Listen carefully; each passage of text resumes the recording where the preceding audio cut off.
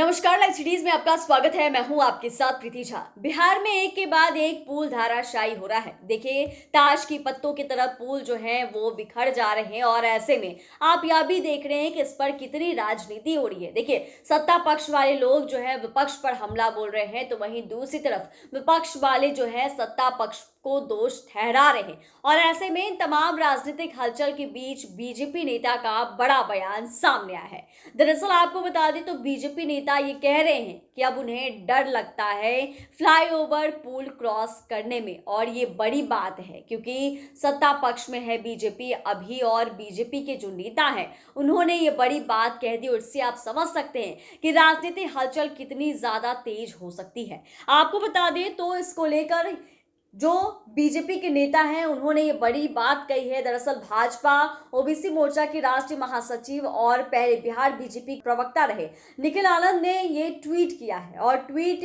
करके यूं कह सकते हैं तो राजनीतिक हलचल बढ़ा दी है और पुल गिरने को लेकर एनडीए में शामिल किसी पार्टी के किसी नेता का इस तरह का यह बयान पहला है। निखिल आनंद ने कहा कि उन्हें बिहार में किसी भी फ्लाईओवर या पुल से गुजरने में डर लगता है। उन्होंने आश्चर्य जताया है कि पिछले 10 दिनों में आधा दर्जन पुल ध्वस्त हो गए हैं। निखिल आनंद ने गंभीरता से पुल गिरने की जांच कराने की मांग की है। ऐसे में निखिल आनंद ट्वीट करते हैं और ट्वीट करके उन्होंने लिखा है कि बिहार में किसी फ्लाईओवर या पुल से गुजरने में मुझे डर लग रहा है। 10 दिनों के अंदर आधा दर्जन पुलों का ध्वस्त हो जाना आश्चर्यजनक है।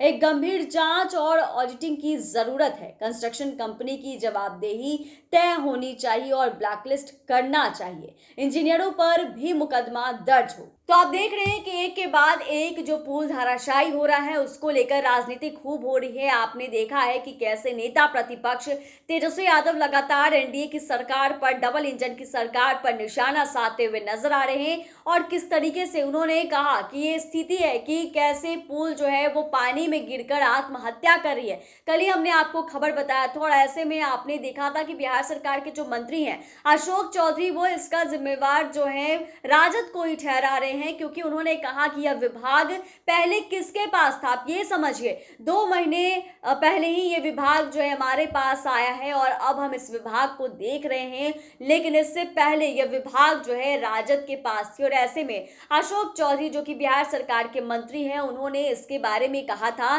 कि राजद जिम्मेदार है इस पुल को गिरने को लेकर और कैसे राजद ही इस पुल को गिरवा रही है, तमाम चीजें हैं। लेकिन अब सत्ता पक्ष में बैठे हुए जो पार्टी है बीजेपी के तरफ से ये बड़ा बयान सामने आया है।